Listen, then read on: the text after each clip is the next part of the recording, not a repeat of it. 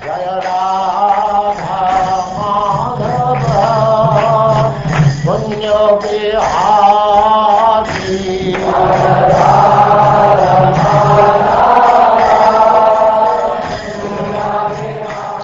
And now chapter 29, Bhakti Yoga.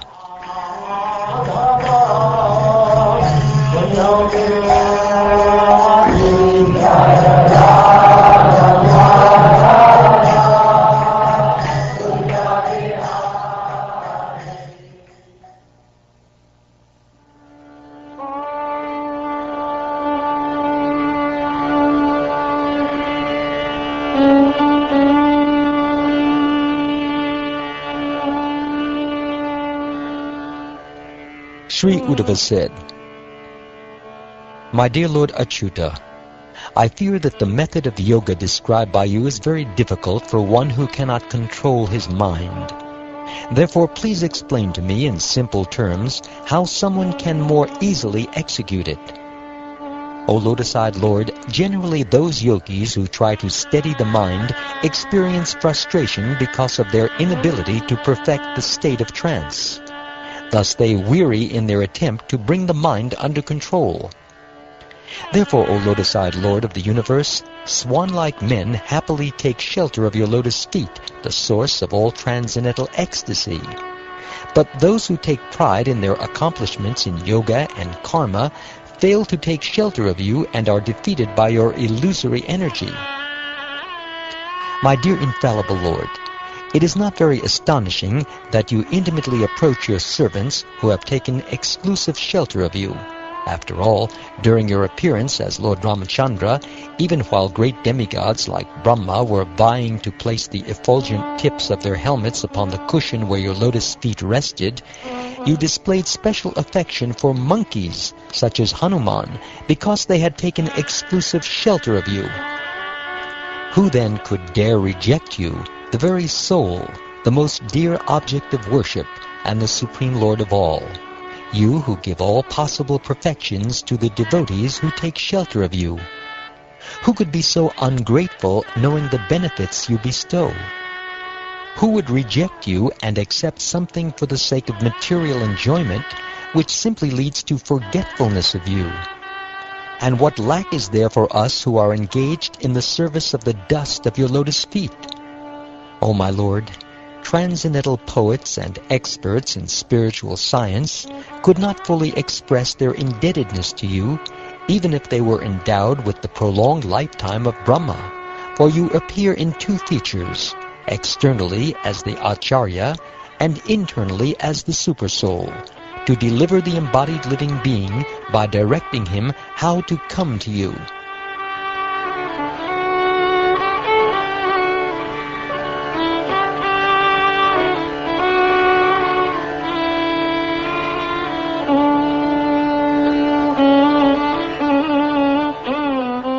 Thus questioned by the most affectionate Uddhava, Lord Krishna, the supreme controller of all controllers, who takes the entire universe as his plaything and assumes the three forms of Brahma, Vishnu, and Shiva, began to reply, lovingly displaying his all-attractive smile. The Supreme Personality of Godhead said, Yes, Uddhava, I shall describe to you the principles of devotion to me, by executing which a mortal human being will conquer unconquerable death. Always remembering me, one should perform all his duties for me without becoming impetuous. With mind and intelligence offered to me, one should fix his mind in attraction to my devotional service. One should take shelter of holy places where my saintly devotees reside, and one should be guided by exemplary activities of my devotees who appear among the demigods, demons, and human beings. Either alone or in public gatherings, with singing, dancing, and other exhibitions of royal opulence, one should celebrate those holy days, ceremonies, and festivals set aside specially for my worship. With a pure heart, one should see me, the Supreme Soul, within all beings, and also within oneself, to be both unblemished by anything material and also present everywhere, both externally and internally, just like the omnipresent sky. O brilliant Uddhava, one who thus views all living entities with the idea that I am present within each of them, and who, by taking shelter of this divine knowledge, offers due respect to everyone, is considered actually wise. Such a man sees equally the Brahmin and the outcast, the thief and the charitable promoter of Brahminical culture, the sun and the tiny sparks of fire, the gentle and the cruel. For him who constantly meditates upon my presence within all persons, the bad tendencies of rivalry, envy, and abusiveness, along with false ego, are very quickly destroyed. Disregarding the ridicule of one's companions, one should give up the bodily conception and its accompanying embarrassment. One should offer obeisances before all, even the dogs, outcasts, cows, and asses, falling flat upon the ground like a rod. Until one has fully developed the ability to see me within all living beings, one must continue to worship me by this process with the activities of his speech, mind, and body. By such transcendental knowledge of the all-pervading personality of Godhead, one is able to see the absolute truth everywhere. Freed thus from all doubts, one gives up fruitive activities. Indeed, I consider this process, using one's mind, words, and bodily functions for realizing me within all living beings, to be the best possible method of spiritual enlightenment. My dear Uddhava, because I have personally established it, this process of devotional service unto me is transcendental and free from any material motivation. Certainly a devotee never suffers even the slightest loss by adopting this process. O Uddhava, greatest of saints, in a dangerous situation an ordinary person cries, becomes fearful, and laments, although such useless emotions do not change the situation. But activities offered to me without personal motivation, even if they are externally useless, amount to the actual process of religion. This process is the supreme intelligence of the intelligent and the cleverness of the most clever, for by following it one can in this very life make use of the temporary and unreal to achieve me the eternal reality.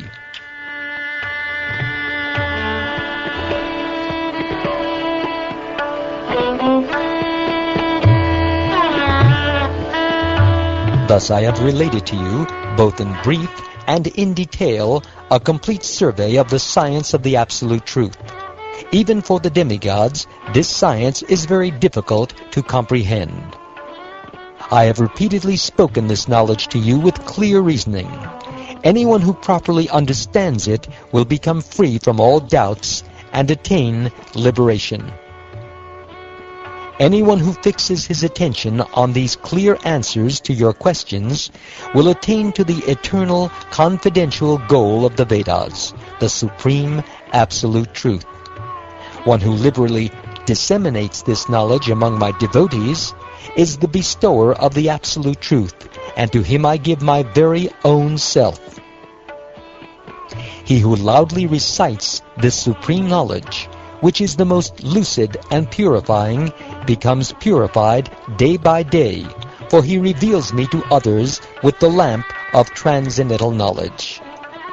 Anyone who regularly listens to this knowledge with faith and attention, all the while engaging in my pure devotional service, will never become bound by the reactions of material work.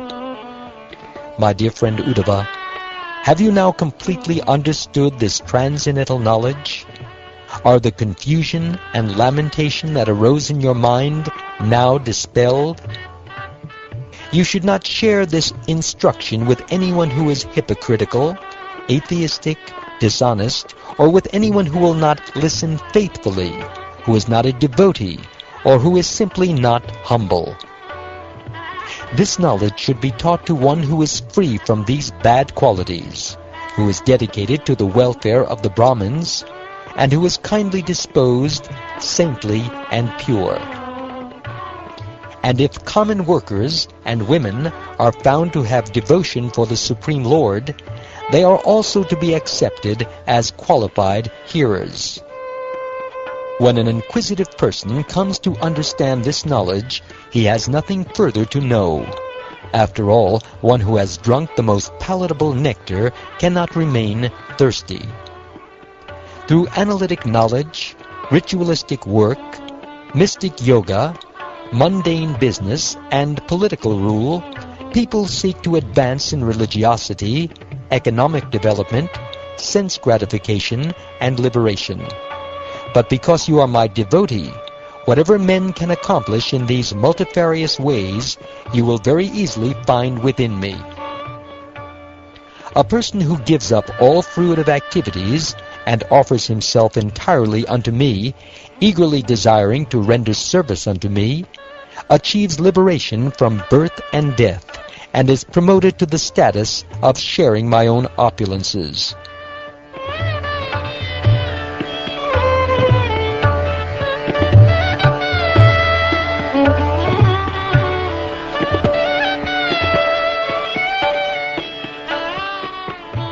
Hearing these words spoken by Lord Krishna, and having thus been shown the entire path of yoga, Uddhava folded his hands to offer obeisances, but his throat choked up with love, and his eyes overflowed with tears, so he could say nothing.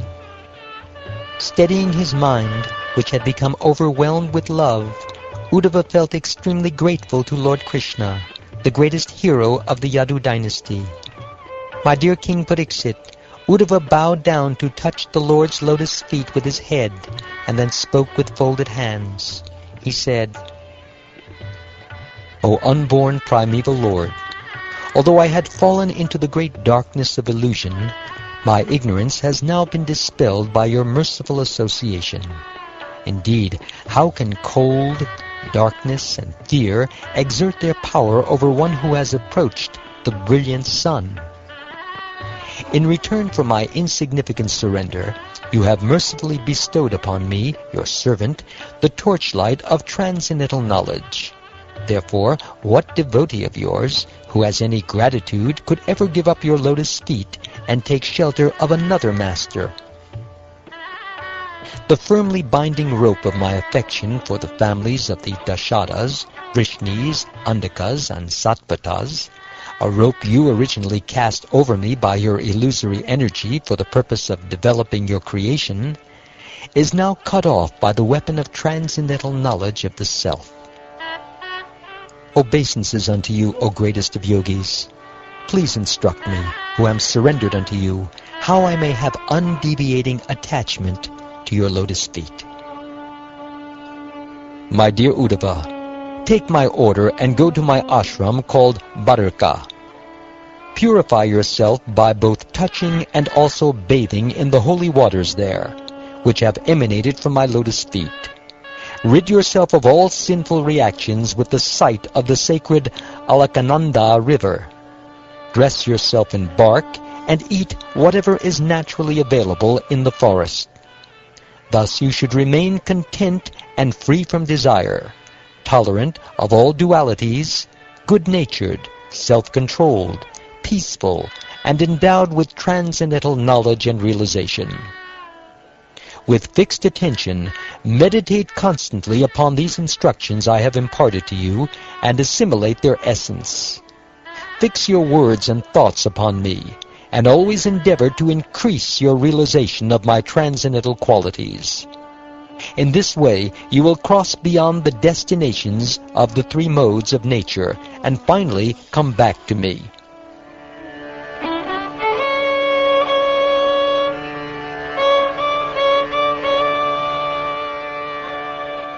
Thus addressed by Lord Krishna, whose intelligence destroys all the suffering of material life, Sri Uddhava circumambulated the Lord and then fell down, placing his head upon the Lord's feet.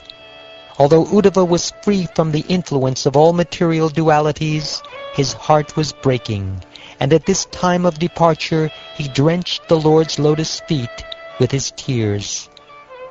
Greatly fearing separation from him for whom he felt such indestructible affection, Uddhava was distraught, and he could not give up the Lord's company.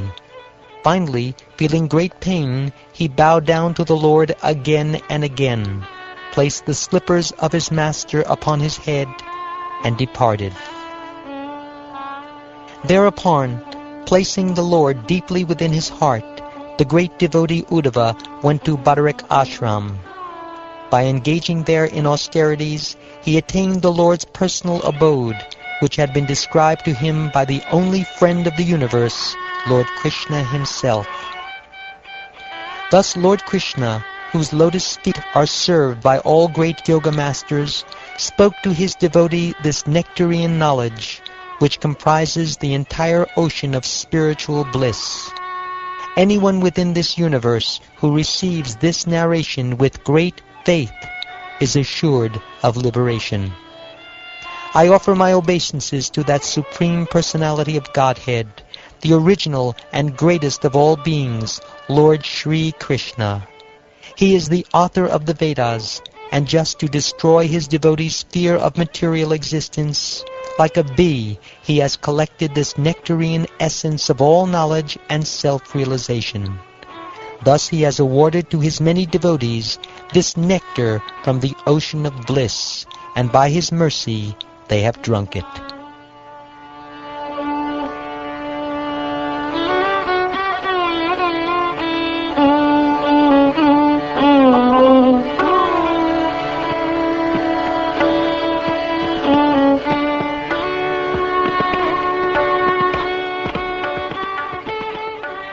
Thus ends the 29th chapter of the 11th canto of the Srimad Bhagavatam, entitled Bhakti Yoga.